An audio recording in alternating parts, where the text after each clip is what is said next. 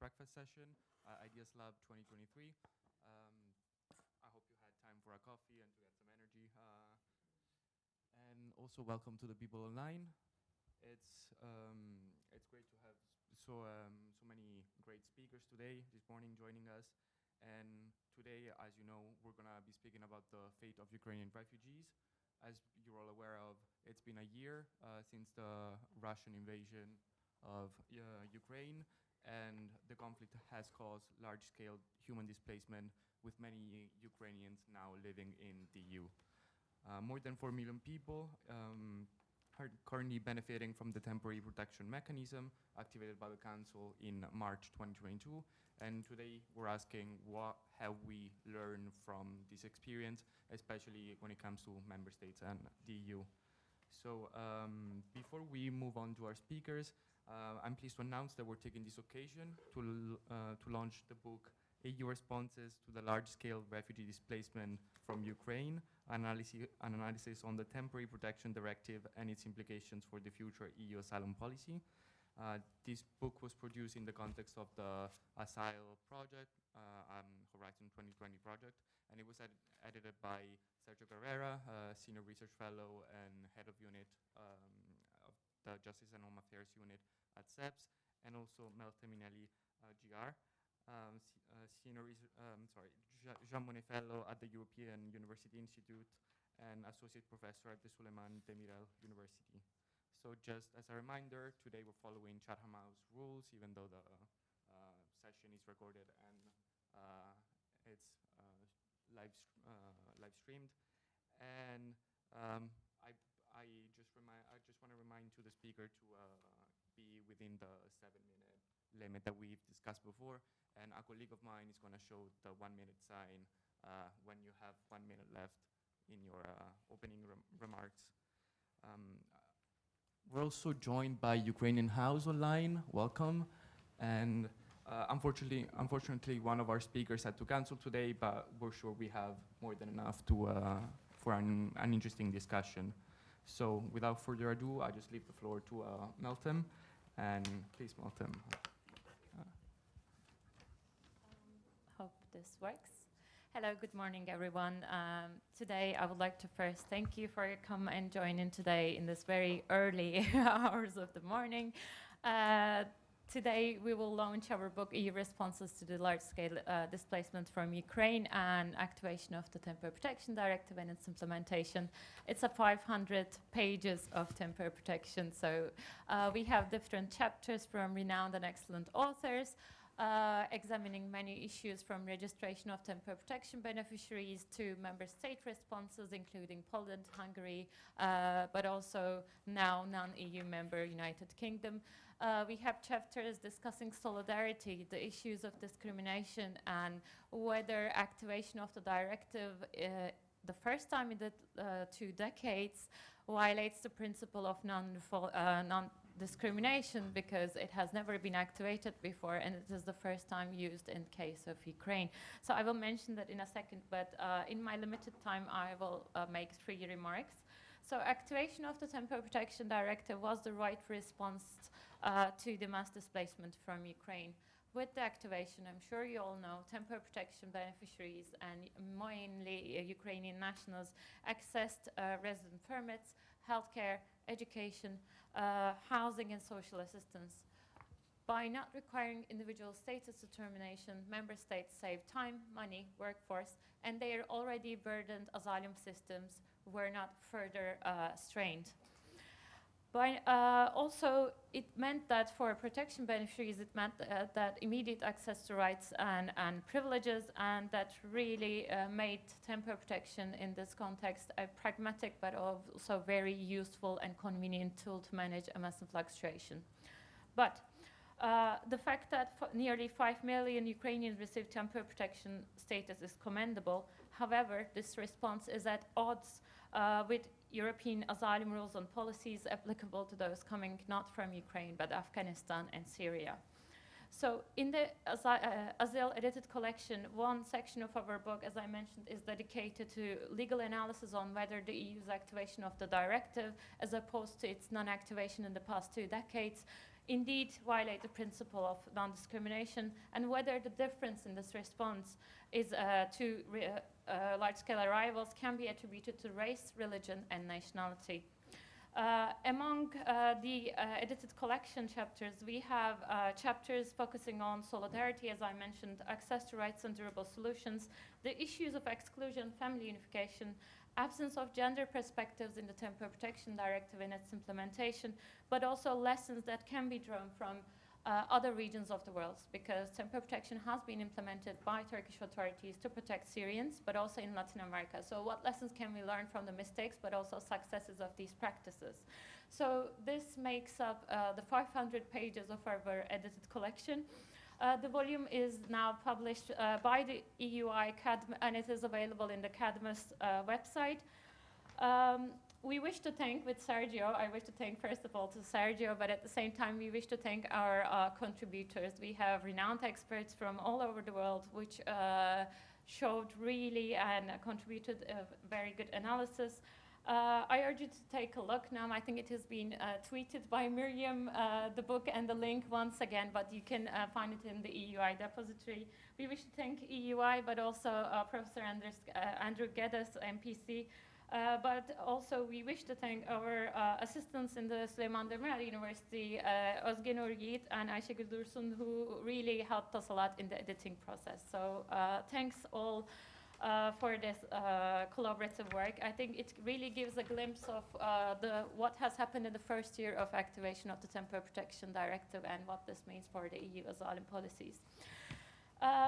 As I mentioned, Temporary Protection Directive was the right response, and it is crucial that the value of this instrument as a tool to manage mass influx situations should be remembered when there is a future large-scale displacement in the EU, and the directive should not remain obsolete in the coming decades. I'm sure we have discussed it yesterday in the panels as well. The Commission, as part of the new Pact on Asylum and Migration, proposed in 2020 that to repeal the Temporary Protection Directive, but also introduce a new status, immediate protection status. As part of one article of proposal for regulation addressing situations of crisis and force majeure. However, immediate protection is a status with a narrowed down scope. It protects less people. It can only continue for 1 year as opposed to 3 years of the Temporary Protection Directive. So therefore, it is not a tool to manage mass influx situations in a comprehensive way. If Temporary Protection Directive is repealed and we have only immediate protection status, the EU will have no tool to manage mass influx situations in the future, and all the benefits and values that the EU has gained over the years by implementing the directive will be gone. Therefore, we know that Temporary Protection Directive is not perfect. It has some gaps. There are a number of gaps in the directive which we learn now that needs to be remedied. However, the way forward, and I will argue this here, is that not to repeal the directive, but to recast it, to update the directive in light of the lessons learned in the first year of the Temporary Protection Directive. I also suggest a new thing, which is, I realized from the discussions yesterday, the Parliament is now rushing to decide on the immediate protection status and repealing the directive. Why rush it? Let's wait until the Temporary Protection Directive and its implementation ends. If there is no peace in sight, this will be 3 years. Get all the lessons we can learn from that, the successes, but also mistakes that the directive, the gaps, and then sit down, take stock of all the things happened in the last 3 years, but come up with a more detailed and comprehensive directive. So I urge the Commission, the Parliament, and the Council not to rush things, but to adopt a comprehensive directive by also drawing lessons from the current implementation. Thank you. Thank you so much. Thank you very much for your insights, Meltem. I'm sure everybody is looking forward to reading the book and going in more details in what you said today. So now we're moving on to Stefan Meyer. Stefan Meyer is the head of policy and legal support unit, the representation for EU affairs of UNHCR. And what's UNHCR's take on the Temporary Protection Directive? Yeah. Thanks, David, and good morning, everyone, and thanks for being so courageous to be with us this early. And thanks for having invited UNHCR. So perhaps a few reflections from our end. And I would like to start by stressing that the response we have seen in Europe to the Ukrainian refugee crisis, including the TPD activation, is one that we have welcomed, one that we have advocated for also in other refugee emergencies across the world. It has offered, despite its gaps, and I'll come to that in a moment, it has offered inclusion, it has offered a good deal of certainty. Now, from our perspective as an international organization, we'll always continue to advocate for access to asylum for all people in need of international protection, regardless of their origin, regardless of the way they arrived at Europe's borders. So perhaps first to zoom in on some of the lessons learned from the practical TPD activation, to flag that we had published in 2022 two key reports on TPD implementation. First one captured several positive practices on TPD implementation, and these innovative practices have included systems to ensure a swifter registration, a speedier documentation of a large number of refugees, but also the establishment of more integrated systems with multiple service providers under one roof. And we have also observed in many parts a more flexible approach when it comes to assessing, when it comes to documenting identity. We have recommended that the EU and its member states build on these experiences and where feasible, where applicable, extend these to asylum procedures. Our second report focused on gaps first and foremost, and formulated a number of recommendations. And among those are the need for an increased coherence in the TPD application. Our research has shown that there's a lack of harmonization between member states in their approach to some of the rights protected under the TPD, including also when it comes to granting temporary protection to non-Ukrainian asylum seekers and refugees. Our research has also shown that persons with specific needs face increased obstacles in having an effective access to rights, and therefore an early and then systematic identification of persons with specific needs would be an essential step towards promoting their effective protection, their effective access to rights. And another feature that came out strongly from our research is that refugees themselves have demonstrated to be an asset to host community in the context also of the Ukraine crisis response, and that refugees can indeed help solve challenges around effective access to rights. Now, perhaps looking ahead in terms of next prospective policy steps to be taken by the EU, also post-March 2024, and in terms of possible transitions to other legal statuses. So as we know, the temporary protection as it stands comes to an end in EU member states in March 2024. It could be extended a further year until March 2025, following a recommendation from the Commission and a qualified majority decision from the Council. However, this is the maximum period of application. Reference has already been made to the 3 years in total, with no option for now to extend the TP regime beyond this stage, regardless of the objective situation in the Ukraine at the time. Now, we consider that regardless of how and when temporary protection comes to an end, there will be groups who are unable and or unwilling to return when temporary protection comes to an end, and those who remain in need of international protection must be granted continuous access to it. Now, if we consider the total number of persons granted temporary protection to date, it's been mentioned more than 4.8 million in the EU. Such a transition from temporary protection to another legal status will no doubt be a major administrative undertaking, regardless of the number of people who remain once temporary protection comes to an end. And so this requires preparation for a transition as soon as possible. And this preparation should benefit from early and from coordinated discussions at both the Brussels and the member state levels.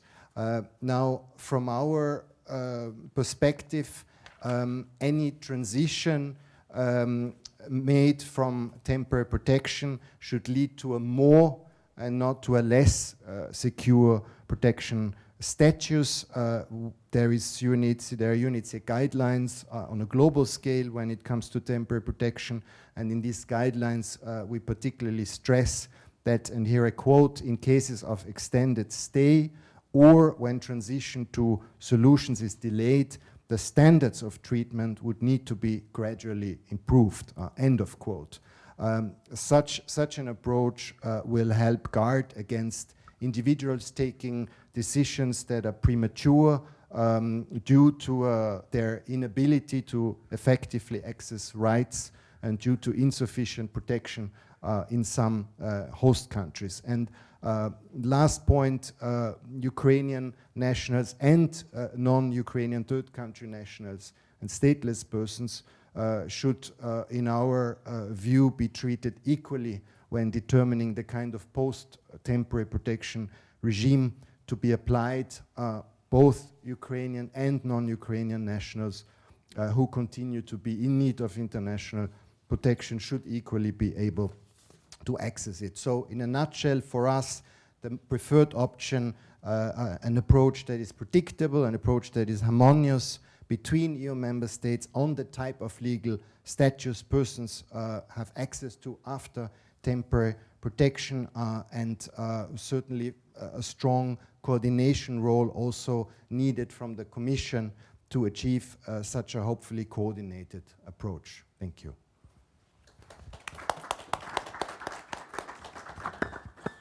Thanks a lot, Stefan. And now we're moving on to the civil society perspective on the TPD.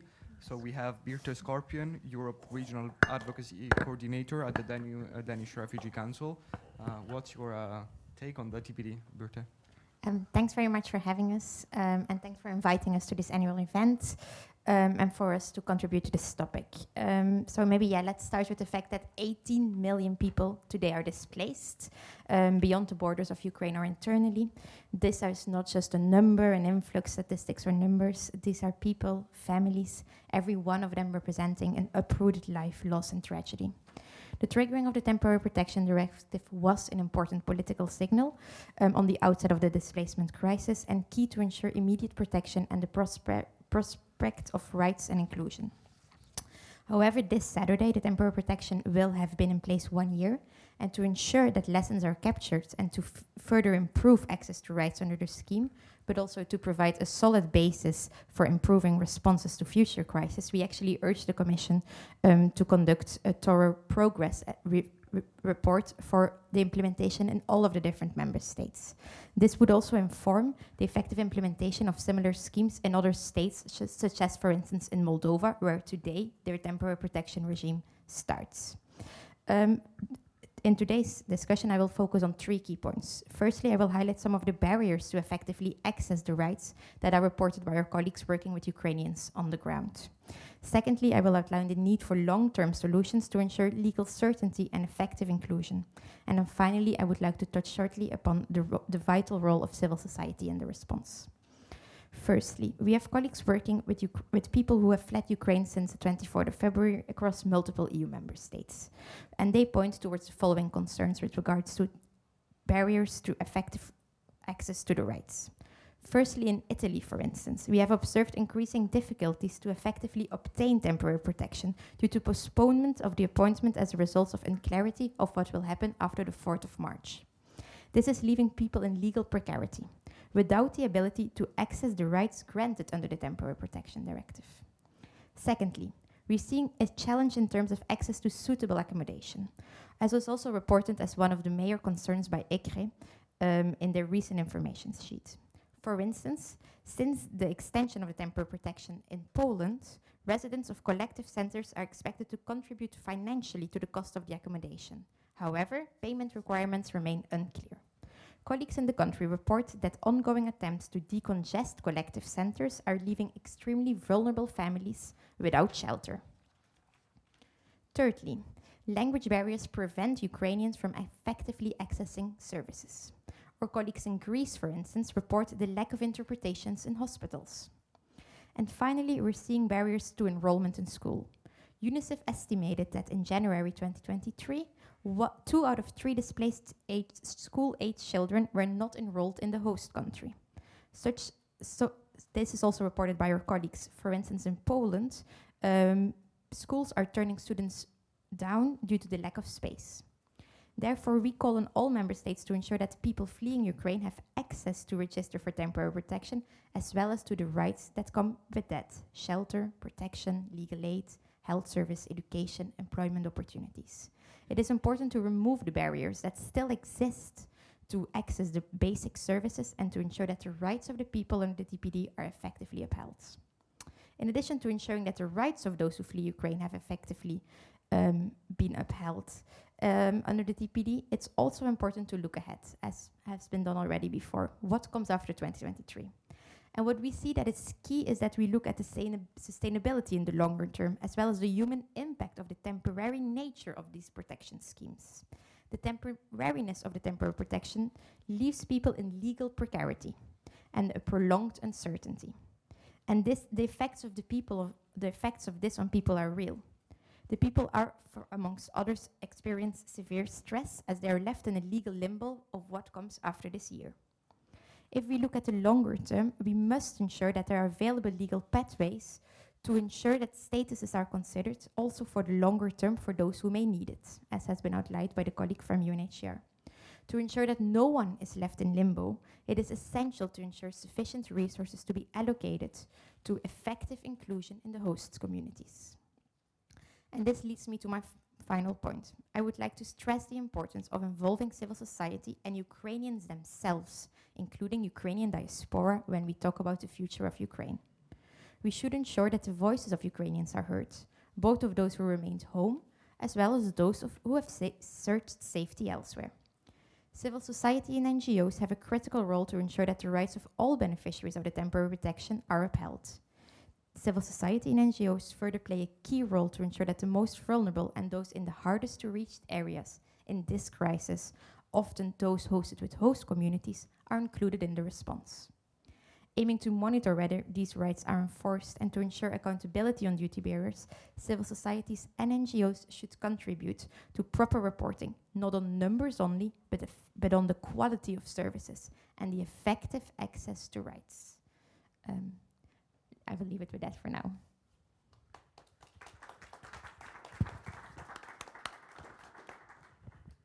Thank you very much, Birte. Now we're moving on to Professor Boldis Arnagi, Associate Professor at the Central European University, that will talk to us about the implementation of the TPD, especially in some of the member states. So I'll leave the floor to you. Thank you so much. Welcome you all. I thank SEPS especially for giving me a first in my life. Never had I spoken so early in the morning at a professional event. My 6 3/4 minutes remaining will be devoted to the context, a bit of description of what happens in Hungary, and then I will broaden the focus, ending in an overall perspective what should be done with asylum within the EU. And that all in the remaining 6 1/4 minutes. The context, the long and the short-term historical context. Hungary is the only state in the EU which has which has lived through three armed conflict in a neighboring country, starting with Romania, then Yugoslavia, and now Ukraine. And in all cases, Hungary did open its borders and allowed people to come. But in all cases, it avoided strictly applying the Geneva Convention. With the people coming from Romania, it was partly too early, premature, because we were not parties to the convention at the beginning of that conflict. And then with Yugoslavia, a kind of a temporary protection status was applied to most of the people who came from Bosnia or from Croatia. And now Hungary did first apply, as I will describe, the temporary protection, the national temporary protection scheme for 2 weeks, and then it turned to the EU temporary protection scheme. Now, the short-term context starts in 2015 and witnesses a gradual abolition of the refugee system, the asylum system within Hungary, both legally and infrastructurally. So at the moment, no one can apply for refugee status from within Hungary. The only way of applying is to submit so-called statements of intention. Guess where? In Kiev or Belgrade. These are the only two places where you can submit a letter of intention, and if you're lucky, and more than 2 dozens were lucky last year, then you get a travel document to get to Hungary, where then you can lodge an application. Hungary has been condemned several times, both by the European Court of Human Rights for its practice and the European Court of Justice. The most recent having come on the 23rd of February, when again the detention practice of Hungary of the 16 was condemned by the European Court of Human Rights. Now, what did we actually do? And when I say we, obviously I don't represent the views of the government. I am a professor at SCU in Vienna at the University in Exile, but I have followed the refugee events in Hungary since 1988-89. So the response was very quick. At 10 in the evening on the 24th of February 2022, we had a government regulation saying these people enjoy temporary protection under the national regime. Now, the conspicuous difference with the rules 2 weeks later was that the Hungarian system still included every third country national who legally resided in Ukraine, which was then taken away after, I think, the 8th of March. The actual response, the physical response, relied very heavily on 5 church-based organizations and the Red Cross, which were equipped with a lot of money, but they were actually in the field, part on civil society. Civil society has reproduced its practice of 2015, when instead of the government, civil society was receiving most of the people as first respondents. Now that repeated itself. People traveled to the Ukrainian-Hungarian border and were delivering food and all the necessities which were imminent. Because the whole refugee system has been abolished, the response was delegated to the national the Directorate of Disaster Management. So there was no refugee authority involved in provision of amenities and accommodation and all that. What are the problems? I mean, the problems have been reflected by Michael and Berth. There's no clear organization within Hungary, no clear hierarchy. There's no access to, frequently, there is no access to appropriate information of the temporary protected. The recognition process, which takes 1 or 2 days in other countries, takes 40 to 50 days in Hungary, during which they don't get the support. So there's no monetary support to the applicants. The numbers at present, which was 5th of February, were amounted to 34,248 persons being recognized, which is much, much smaller than in Slovakia, which is in the range of 100,000, or Poland, which is in the range of 1.5 million. Now let me look at the situation from further away. There is an inherent duality in the treatment of forced migrants in Hungary, contrary to what UNHCR advocates. Hungary was open to the people coming from Ukraine and is absolutely closed to people from elsewhere. As I said, there's no access to protection space within Hungary if you are not coming from Ukraine. And then, in my remaining minute, let me turn to the overall perspective. Now, colleagues, friends, ladies and gentlemen, I am convinced that there is no inherent solution within a common European asylum system. There is none, no matter how much we tinker with TP or all the others. The only solution is if the EU imagines itself as one unified protection space, if there is one unified status, which can be determined either nationally or by EU determining agencies, and then those who are recognized as in need of international protection have the freedom to settle wherever they want, unless they are in need of social protection, then they might be bound to certain countries, but all others should be entitled to settle wherever they want. Trust me, I have followed these events or the refugee situation for more than 30 years. This is the conclusion to which I came. Thank you so much for your attention. Thanks a lot, Baltisar. Now we're moving on to our virtual guest speakers. We have Ukrainian House, which is an NGO run by Ukrainians, and we're pleased to have you here, and we welcome you. Please, the floor is yours. Hello, good morning. It's nice to be with you, however, from the distance. Thank you for inviting us. Do you hear us? Do you hear Yes, me? we can hear you, yeah. Okay. Thank you very much. And also, my predecessor said a bit about the issues we wanted to raise, but I would underline that it was very crucial for us as Ukrainians and also Ukrainian refugees to have this directive accepted very shortly after the full-scale invasion, and also that we are living in Poland, so Poland opened borders and also approved legal measures to accept refugees and implemented some of the solutions for temporary protection to Ukrainians. So, but this in today's speech, I wanted to underline some issues that are burning now and which are kind of problematic for nowadays implementation of the directive, and which are really difficult for the people themselves. So main big issue is family reunification and legalization of children. First of all, we have the problem that the children are not treated as a family members in terms of granting them, for instance, this Polish ID number, PESEL, which means which refers if they are third country nationals. So, for instance, we have marriage of Ukrainian and non-Ukrainian. The husband or wife is, if she is a non-Ukrainian, she is treated as a family member, but the kids, if they have...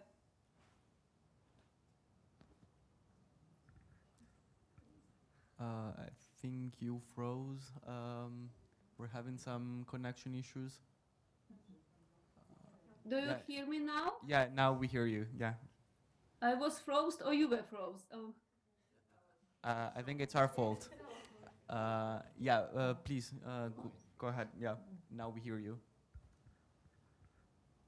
Not anymore.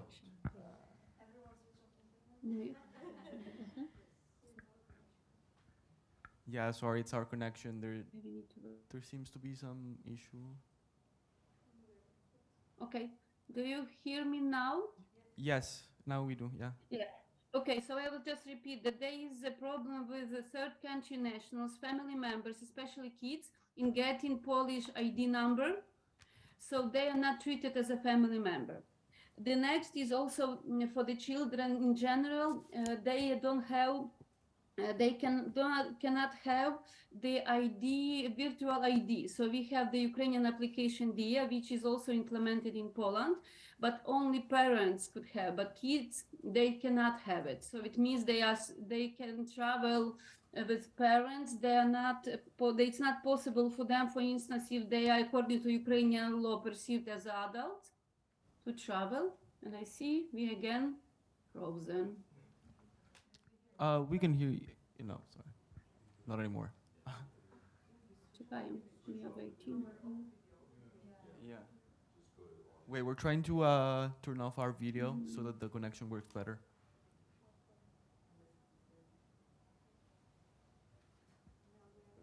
Let's see.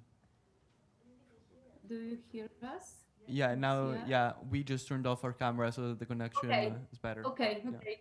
Thank you. So there is also another problem. It was said about the lack of, there's a problem with the coordination of implementation of the temporary protection in EU states. One of this is that, for instance, in Poland, it's for Ukrainian refugees, it's problematic to have recognition that they resigned from the temporary protection in other EU countries and to get temporary protection in Poland. So there is a need of some document which is standard for all EU countries. That, for instance, if somebody needs to move to other country because I don't know if the member of family is there, so they can prove that they resigned from temporary protection in other state in order to get it in, for instance, in Poland. So for now, it's not possible if you resign it to receive the temporary protection in Poland.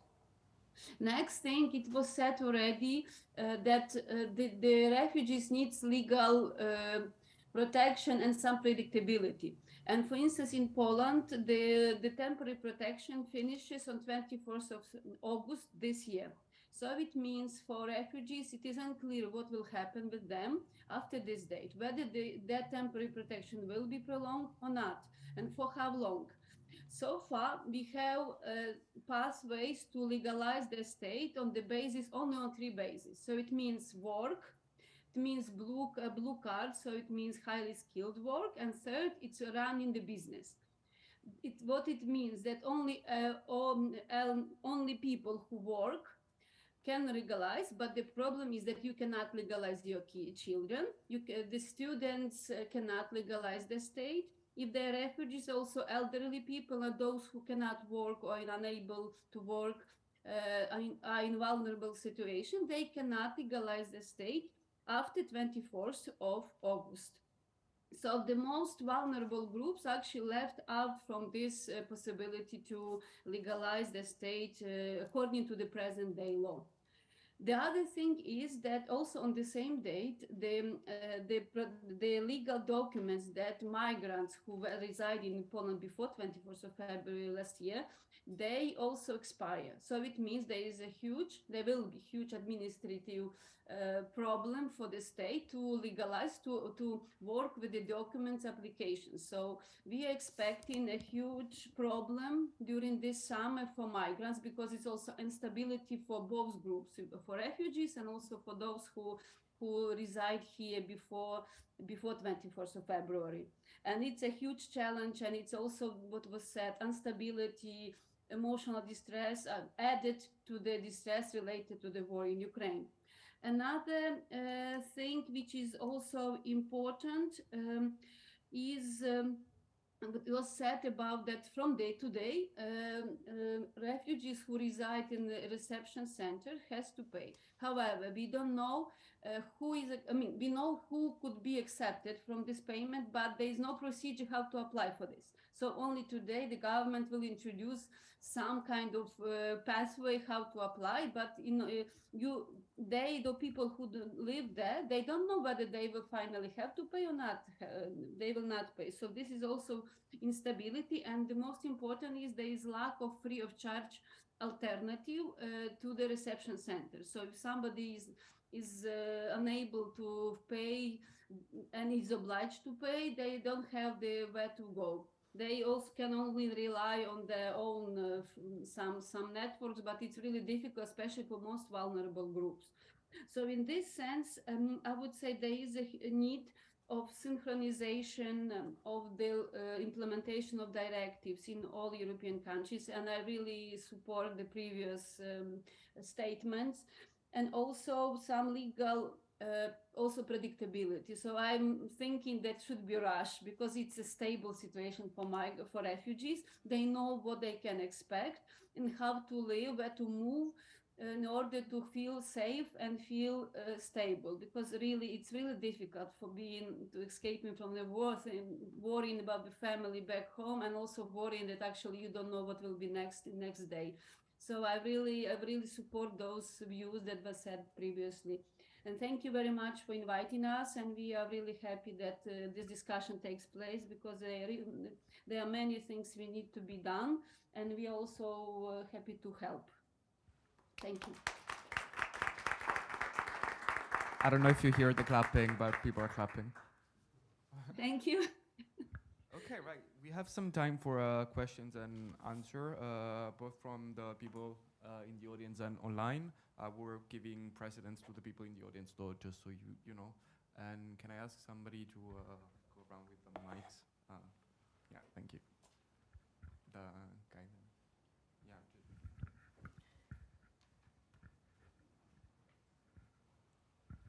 Thank you, and thank you for the talk. My name is Roman Aquinu. I'm from the International Republican Institute. We've been implementing a project on Ukrainian displaced persons since a few months, focusing basically our work with local municipalities from Poland and Romania. We have about 15 municipalities, different size, different experience because of different geographical locations, and very importantly for Poland, different political affiliations. So what we try to discuss with them different things, best practices, lessons learned, all these things, and also to provide some recommendations on more precise topics. But I have to say that the discussion on the TPT is not a very regular discussion. We know that at the beginning it was a bit a problem because authorities were struggling to identify people, to collect the data, to convince people basically to register to this protection mechanism. But now it's not the most important question. Today it's about political questions and especially financial questions. So my question is direct. Do you have some comments? Do you have some feedback from the local municipalities, how they perceive it? What I understand is that they believe that it's very important to have some clarity, legal clarity. They need also to have a long-term vision, that's for sure. But at the moment also, on our side, what we try to deal with is that the local municipalities have a better relationship with regional and national authorities and can be heard also in international areas, including the EU. So what is your point of view on the feedback from the local municipalities, and how can they be included in the discussion of enhancing this protection mechanism, because they have a lot of things to say? Thanks a lot. And not just cities, also civil society, right?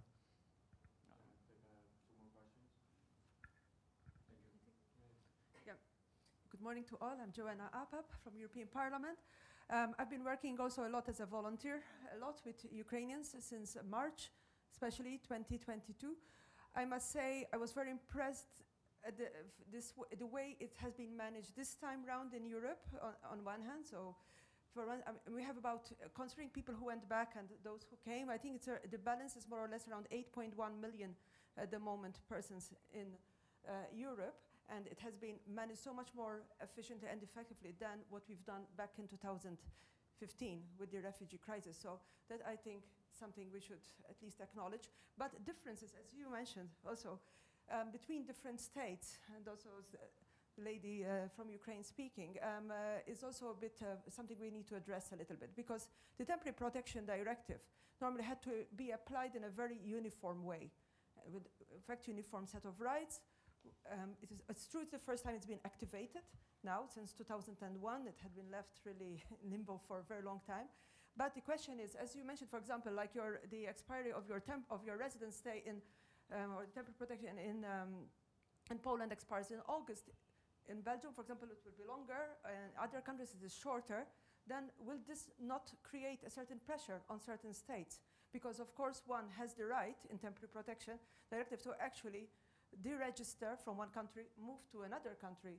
So then there's a question at the moment. A lot of states, as much as they wanted to help, and I've seen a lot of people really showing a lot of generosity, I must say. I was very impressed. I mean, even calling private people, opening their houses very readily to help out. But I mean, finally there was a limit because spaces was what they were. And will this not create a certain then extra pressure? Then I'm also wondering, question to you, please, lady from Ukraine.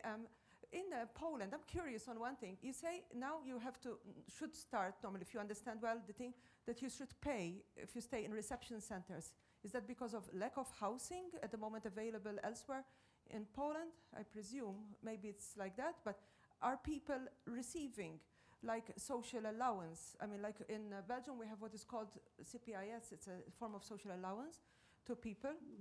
But they have to be registered at an address and with a residence card. Normally in centers, they're not yet registered because It's not yet a personalized address, so it's pending finding housing that they stay there. But there they don't usually get. They get food, they get shelter, they get clothes, but it's not. They don't get the monthly allowance, that what is called an integration allowance that others get with certain also obligations. So I'm just curious to see how it's being explained maybe in Poland. Thank you. Yeah, should we take one very short question? If it's very short, yeah.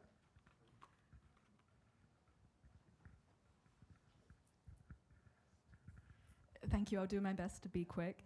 I'm Catherine Woolrich from HIAS here in Brussels, the International Jewish Refugee Aid Organization. I would like to hear your reflections on post-2025 status for Ukrainians, recognizing that, at least according to UNHCR, most Ukrainians currently want to return home, and the Ukrainian government would also like them to do so. But at the same time, the FRA survey published yesterday that looked at 14,500 Ukrainians found that 1/3 of them feel at home in their European communities. So the questions I would like to hear from you on are, firstly, because a harmonized approach to this would be desirable, which tools the EU has at its disposal, and which statuses might allow back and forth movement to Ukraine, recognizing that the political context is that Ukraine is also on the path to accession, hopefully, to the EU, and even though that's a very long process, it makes me think a little bit of reverse Brexit, where British nationals were allowed a continued stay in the EU, and potentially this could also be a political driver for a status for Ukrainians, but recognizing also the principle of non-discrimination. And when your reflections on when this decision should be made, recognizing the unforeseeability of the unforeseeableness of the war, and but at the same time that as HIAS working on the ground with refugees, we already receive questions from Ukrainians and from the communities hosting them, because certainty is very important, and also from third country nationals who fled Ukraine, some of whom were granted temporary protection status, but actually prefer now to apply for asylum because they are concerned that they have only a temporary status, and are concerned that they fall through the gaps when the protection runs out. Sorry, that wasn't very quick. Thank you very much. Right, thanks a lot. Who wants to answer these questions? Okay, thank you very much for the questions.